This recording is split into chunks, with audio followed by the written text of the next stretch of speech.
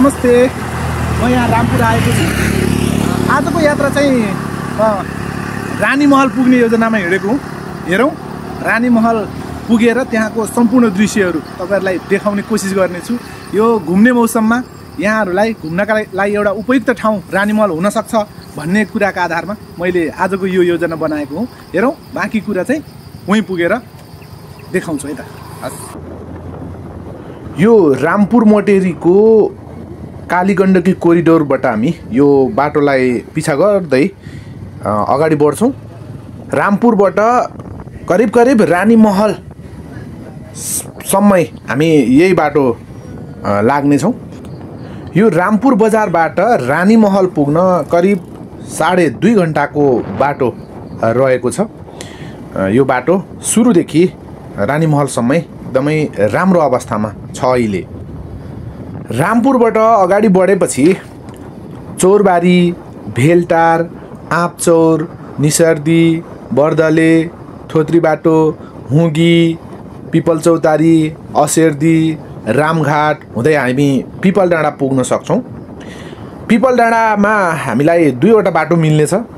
2वटा बाटोमध्ये एउटा बाटो चाहिँ हामी रामदी, दारपुक, शिखरडाँडा हुँदै जान्छौँ भने अर्को बाटो हामी आरे भन्ज्याङ निस्केर यो तानसेनको थोरै अगाडिबाट हामी तलपट्टि लाग्न सक्छौँ। यो 2वटा बाटोहरू रहेका छन्।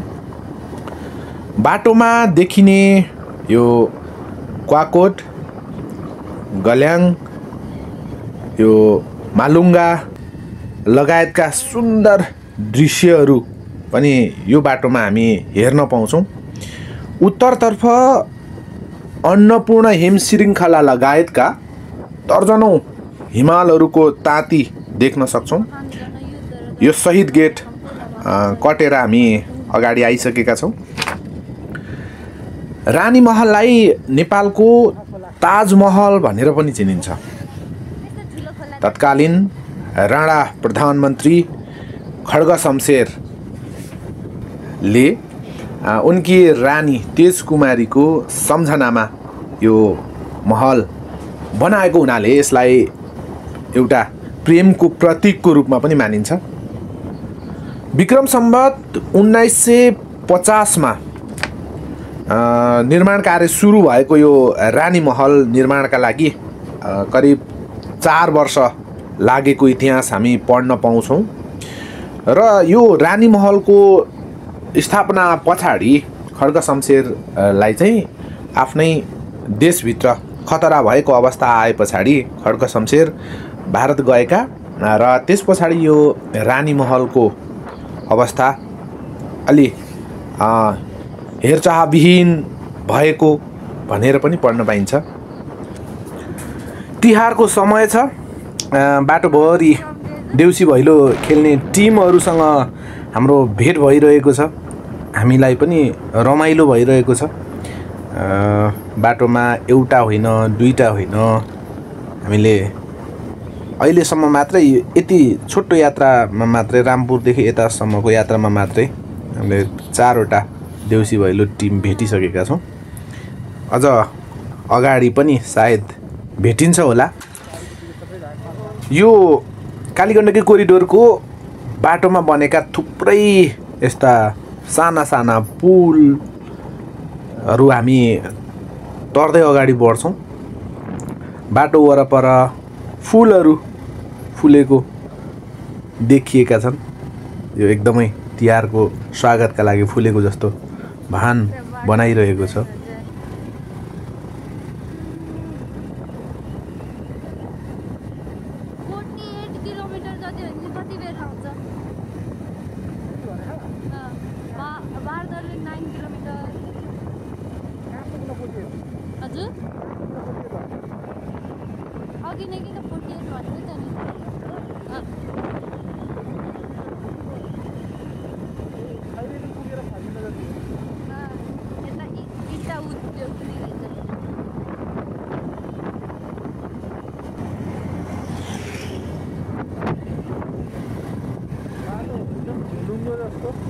तल झर्ने माथि चढ्नुपर्ने बनाएको रिस उठाएको क्या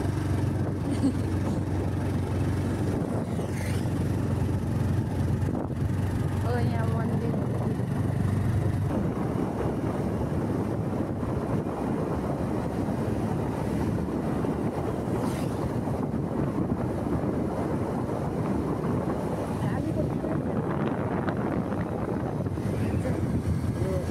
कोरिडोरको बाटो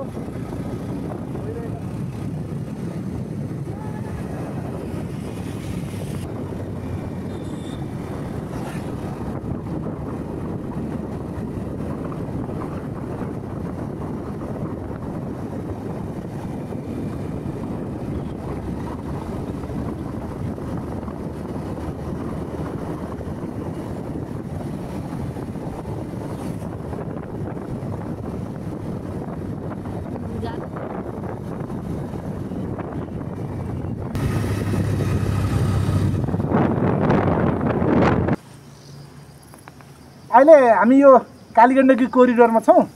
यो पारिपट्टि गल्याङ बजार देखिएको छ, स्याङ्जाको गल्याङ कस्तो रमाइलो। अब यहाँबाट हामी अगाडि पिपल डाँडासम्म जान्छौँ। पिपल डाँडाबाट अगाडि बढेपछि हामी रानीमहल पुग्छौँ। यहाँ हामी यो पान्तार भन्ने आइपुग्न 4 किलोमिटर छ भन्ने त्यहाँ देखाइएको छ। त्यो पनि देखाइदिनु त। ल अगाडि बढ्छौँ।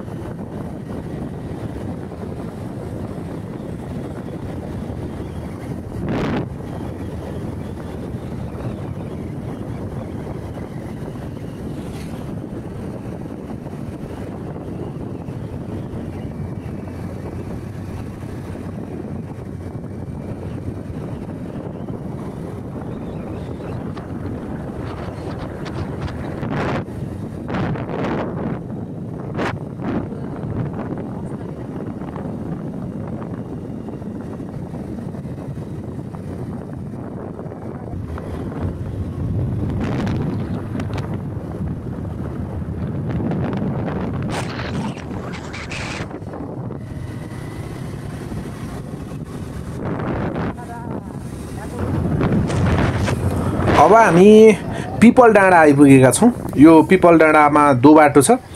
तल्लो बाटो पनि रानीमहल जान सकिन्छ भने माथिल्लो बाटोबाट पनि जान सकिन्छ। हामी अहिले माथिल्लो बाटोबाट आरे भन्ज्याङ निस्केर जाने सुरमा माथिल्लो बाटो लाग्यौँ।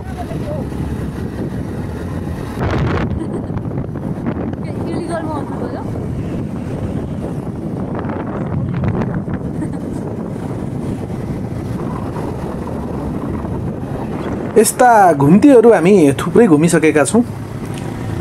सर्लक्क यो घुम्छौँ यस्तै यस्तै।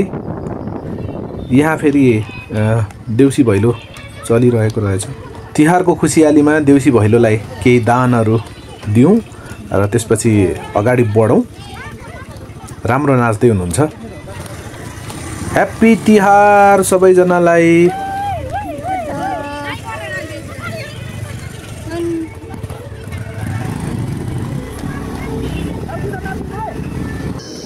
हेलो, अहिले हामी यो तानसेनको राई डाँडामा आइपुगेका छौँ। तानसेन यो पारिपट्टिको बजार तानसेन हो।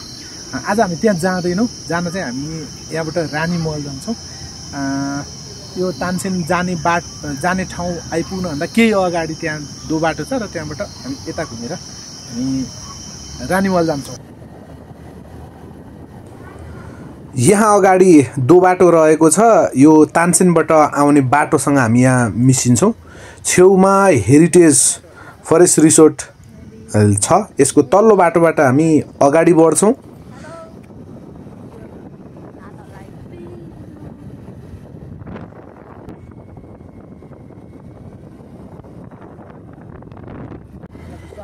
जब रानीमहल नजिकिँदै जान्छ तब बाटोहरू एकदम ठाडै ओह्रालो र डरलाग्दो भिड जस्तो कुनातिरबाट छहराहरू खसिरहेका ठाउँहरू भेटिन्छन्।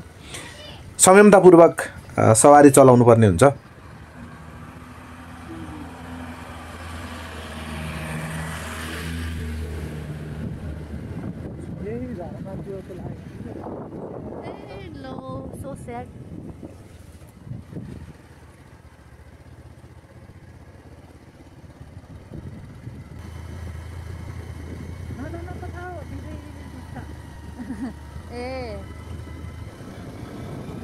हामी त बेसरी डराएर झन्डै हाम्रो गाडीले त पछाडि अब अगाडि यो 2 बाटो छ।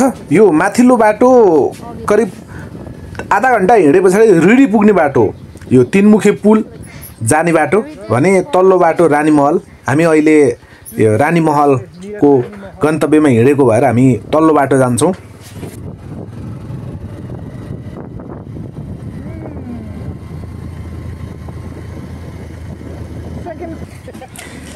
अन्ततः हामी रानीमहल आइपुगेका छौँ। आहा, परैबाट देखिने यो सुन्दर रानीमहलको दृश्यले सबैलाई लोभ्याउँछ। यहाँ आउजाउ गर्ने थुप्रै आन्तरिक तथा बाह्य पर्यटकहरू यहाँ देख्न सक्छौँ हामी। अब म अगाडिपट्टि जानेछु र यो साथ सवारीलाई एक ठाउँमा पार्किङ गरेर हेरी यहाँनिर गर्नु पर्यो राख्छु र अगाडि देखाउँछु।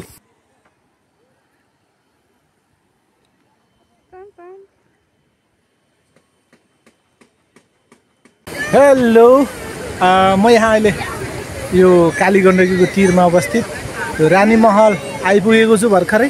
अब यहाँ भित्र जान्छु र यहाँका सबै भित्रका कुराहरू म देखाउने छु। यहाँ देख्न सक्नुहुन्छ यो पछाडिको यो रानीमहल यो एकदमै उसकै लागि पनि ऐतिहासिक स्थलको रूपमा रहेको छ। त्यति मात्र नभइकन यो वरपर देखिने दृश्यहरू पनि म सबै देखाउने छु। यहाँ देख्न सकिन्छ रानीमहल काली नदीको छेउमा रहेको छ। यो काली नदी अचम्मले यहाँनिर आइपुग्दा चाहिँ उत्तरतर्फ बगिरहेको छ। यता हिमालय रेन्ज रहेको यो क्षेत्रतर्फ मैले भिडियोमा पनि देखाएको छु। यो आउने बाटोमा यता उत्तरपट्टिको साइडमा हिमालय रेन्जहरू पनि मैले देखाएको छु र त्यही साइडमा नै बगिरहेको छ यो काली नदी। र अहिले यो बोटिङका लागि, राफ्टिङका लागि डुङ्गाहरू पनि उपलब्ध छ। आजभन्दा अगाडि भनौँ म यहाँ आइपुग्दा यहाँ त्यस्तो केही पनि थिएन। यहाँ यो स्पटहरू पनि केही पनि उपलब्ध थिएन। तर आज चाहिँ निकै धेरै सुविधाहरू बढिरहेको रहेछ। यो काली नदी पछाडिपट्टिको यो यतापट्टि साइडमा अहिले पक्की पुल बनेको छ। यो एकदमै सुविधाको कुरा, राम्रो पनि भयो। अब म यो सबै ठाउँहरू तपाईँलाई देखाइसके पछाडि भित्र जानेछु। यो साइडमा देख्न सक्नुहुन्छ यो बस्नका लागि यो होमस्टेहरू। नर्मल्ली यहाँ आउँदा क्याम्पिङ नै आउने चलन छ छन त, तथापि यहाँ अहिले अरू सुविधाहरू पनि छ, अरू कुराहरू पनि बढेको छ। अब यो पछाडिपट्टिको दृश्यहरू पछाडि म अब दरबारतर्फ प्रवेश गर्न चाहन्छु, प्रवेश गर्न गइरहेको छु। हामी जान्छौँ र भित्रका सबै कुराहरू देखाउनेछौँ। लुम्बिनी प्रदेशभित्रका केही ठाउँहरूको विषयमा यहाँ जानकारीको एउटा बोर्ड रहेको छ। अब म यहाँ भित्र प्रवेश गर्छु र तपाईँलाई प्रवेश गर्छु।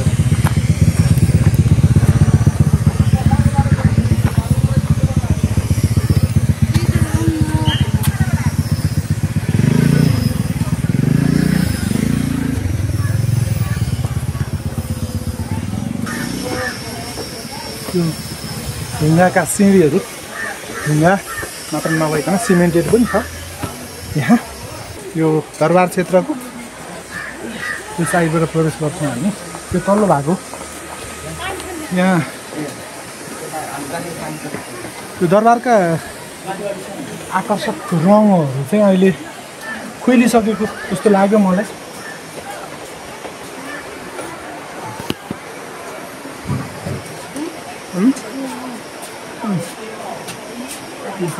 घरहरू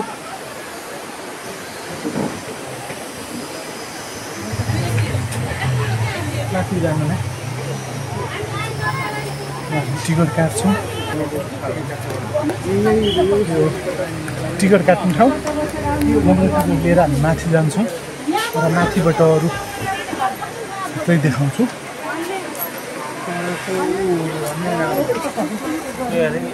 यतापट्टिको भाग यो दरबारको तल्लो बाहिरी भाग हो।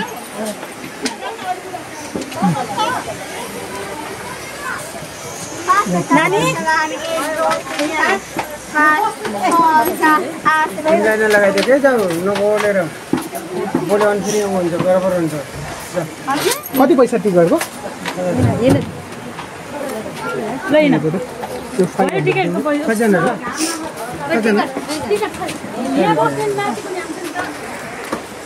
एकजनाको 50 रुपियाँ। यो टिकट लिन्छौँ अनि हामी माथि जान्छौँ। अब जाउँ माथि।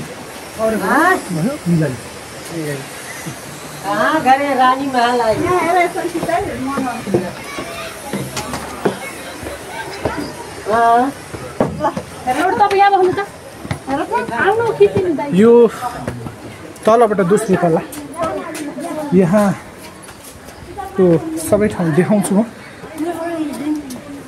वेट यो छेउको भागसम्म पनि छ यहाँ। आहा वाह रानीमहल। रानीमहलको यो सौन्दर्य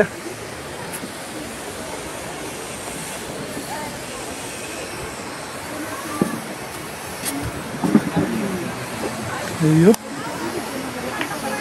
खड्का शमशेरले आफ्नी रानीको सम्झनामा बनाएको यो महल भनिएको छ। साह्रै नै आकर्षक। तर यो पेन्टिङहरू चाहिँ त्यति अहिले राम्रो अवस्थामा छैन। तथापि यो महल चाहिँ एकदमै राम्रो छ। यो घाम दरबारको पछाडिपट्टिबाट भएको हुनाले दरबार देखाउनका लागि चाहिँ अलिकति एन्टिलाइट परिरहेको छ। अरू कुराहरू चाहिँ सबै ठिक छ। यहाँ एउटा घण्टाको स्थापना पनि गरिएको रहेछ। यो बजाउने कुरा छैन, यसमा घण्टा मात्रै छ।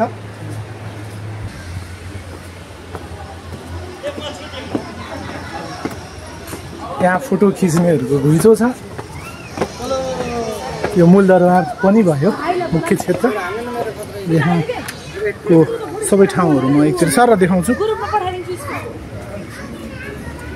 यो मूल क्षेत्र हो दरबारको। यो टप पनि भनौँ।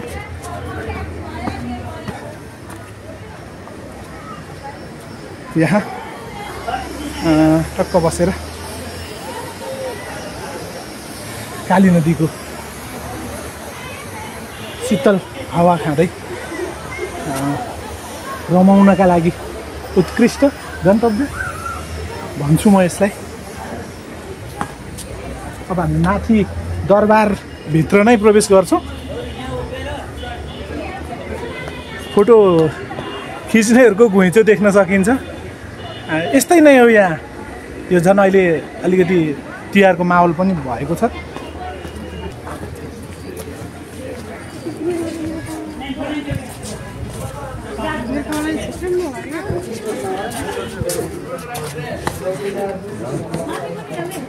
अब हामी भित्र प्रवेश गर्छौँ र त्यहाँबाट सबै कुराहरू देखाउँछु। यो भिड छ यहाँ। यो दरबारको मूल ढोकाबाट यो भित्री ठाउँ। यहाँ यो दरबारका निर्माता खड्का शमशेर र रानी तेजकुमारीको फोटो देख्न सक्छौँ हामी। खड्का शमशेरले तेजकुमारीको नाममा बनाएको यो महल भनिएको छ। अर्को साइडमा माथिल्लो तल्ला पनि जान्छौँ हामी। यो सिँढीहरू एकदमै काठबाटै बनाइएको, तर सिमेन्टेड जस्तो, कङ्क्रिट जस्तो लाग्ने सिडीहरू छ तत्कालीन अवस्थामा यो निर्माण सामग्रीको पर्याप्त सुविधा नभएको अवस्थामा पनि यहाँ यो खालको महल बनेको छ। यो ठाउँ हेर्दा चाहिँ धराहराको झल्को आउँछ। यहाँबाट बाहिर हेर्नका लागि त्यो सायद बनेको होला। यो मूल दरबारको मूल आकर्षणको रूपमा रहेको स्थान हो। यहाँ बसेर फोटो खिच्नकै लागि हरेक दिन सयौँ मानिसहरू आउने गर्दछन्। यतापट्टिको साइड देखाउँछु म। यो क्षेत्र एकदमै यो खासमा केले बनेको भन्ने जस्तो छ। बच्छ भित्र खोक्रो हो कि भन्ने जस्तो, तर सिमेन्टेड नै जस्तो देखिन्छ। हो होइन, यो कहावतहरू अनुसार चाहिँ यो सिमेन्टेड होइन, यो कुनै पनि पर्खालहरू त्यसपछि यो पिलरहरू सिमेन्टेड होइन भनिएको छ।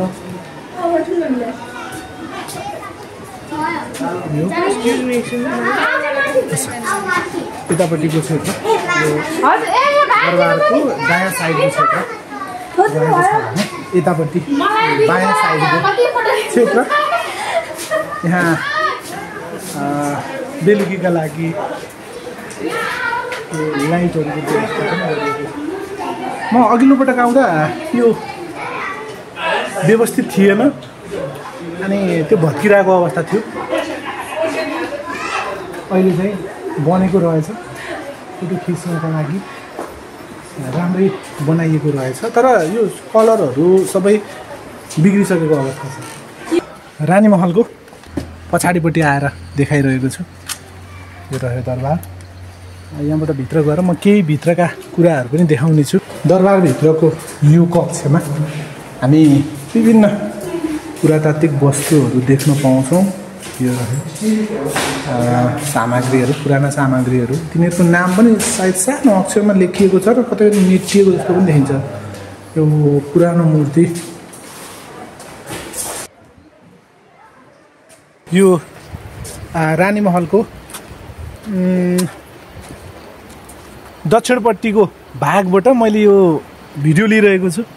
म अब यो आजको रानी महल भ्लगलाई यहाँबाट यो पारीको ठाउँहरू देखाउने छु र त्यसपछि बाहिरबाट सकाएर निस्कने छु।